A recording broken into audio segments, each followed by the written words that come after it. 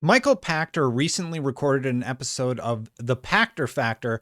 I have a link to it in the description below, but he summarized a lot of interesting points and questions you might have about what's going on with this deal. We're going to go over the timeline, worst case scenarios, and how he believes it's all going to play out at the end of the day.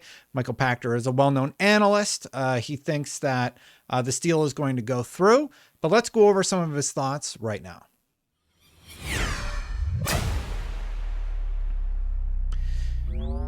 So first things first, chances are if you've been following this case, you're probably starting to get curious about the timeline. When will Destin stop making a video every day about it? Well, that's one of the cool things that he outlined. And basically he outlined it as such. He said, the Amazon Blizzard timeline is probably something like this. The FTC has no deadline. The UK CMA will have a deadline of March 1st, 2023, which is what they set for themselves.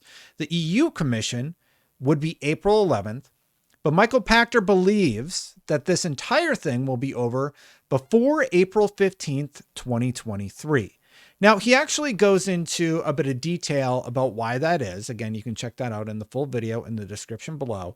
But the long and the short of it is, if the EU and CMA come to some sort of consensus or consent decree that Microsoft has to agree to, and then they let the deal go through. By the way, this deal has been approved in some places already, like Brazil being one of the first to approve with no special conditions.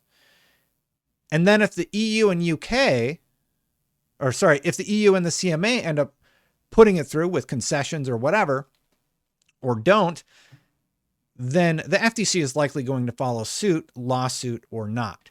So they're all sort of tied up in this lawsuit thing right now. But what has to be proved is a merger is prohibited if it results in a substantial lessening competition. And the reason Michael Pachter says he believes this is going to go through 100% is because all Microsoft has to do is agree to maintain the status quo. And basically, not too much is going to change in terms of the market and what's available to people to purchase when it comes to Call of Duty and gaming as a whole, right? They've said we will sign contracts that guarantee Call of Duty will remain on PlayStation, will be on Nintendo, where a location it never was before, for 10 years. And they even had a contract for PC gaming where Call of Duty would remain 10 years. Because that has been the focus of the regulators, there's a chance that they've already proven that the status quo will continue on through. So, granted, he makes another really good point in the video. He talks about Call of Duty being like twice the size of a game like Diablo, and that's part of the reason why regulators haven't really focused on that particular property.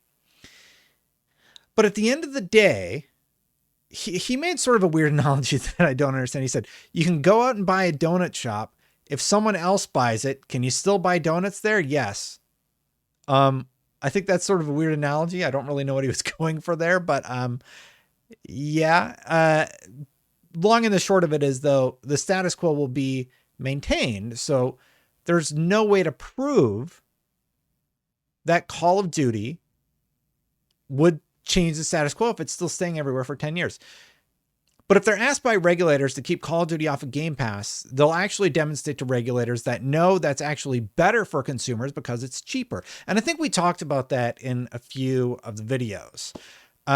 It's a distribution platform and you pay a subscription fee as opposed to paying the $70, which means there are more options for consumers. So if this goes to court, any sort of argument about it being on Game Pass seems pro-consumer and pro-competitive versus anti-competitive. So I believe what he's saying is that argument sort of falls apart. So if Microsoft takes this to court, he says they will argue that, look, we're maintaining the status quo, and they're going to win within 30 days. Well, now we know that the FTC has said we're going to take this to court. Microsoft has responded. Activision has called and responded and said their case looks incredibly weak. So there's not a whole lot of reason to do any more with it. Like Activision was very harsh about the FTC's case just as a whole, right? So now that it's in court, what's going to happen? That case is going to get absolutely destroyed, in my opinion. I've said that many times on this channel. But what about the CMA and EU? So hypothetically, here's what he outlines, and this is really interesting because we're still waiting to hear back from him. The CMA could say, screw you, you lose. Pachter said that verbatim. And what Microsoft will do in that case is go through their 3-year process, and for the UK only, they won't do anything differently after the acquisition. So Call of Duty will still be on Xbox, but no Call of Duty on Game Pass. Call of Duty stays on PlayStation at $70. And worst case for UK customers, no COD on Game Pass. Of course, if that were to happen, that's anti-competitive. So they're going to have a pretty easy win during that 3-year process. So he says, which, by the way, is anti-competitive. And the legal process will take 3 years to resolve and will resolve in Microsoft's favor. So for 3 years, this is worst case for Microsoft about what could happen with the CMA and EU case. Basically, they would have to say, we don't allow it. Microsoft appeals and goes through the 3-year long appeal. So in the UK, like, they still own Activision, so they're still making profit every time Call of Duty sells on PlayStation. They just don't get additional Game Pass subscribers during that time, at least in that territory. And UK people probably aren't going to be happy about it, right? And basically, oh, that's an old quote from Brad Smith. But the final point is, if the UK and CMA cave, what's likely going to happen is the FTC will cave also. And he sort of came to the same conclusion that I did.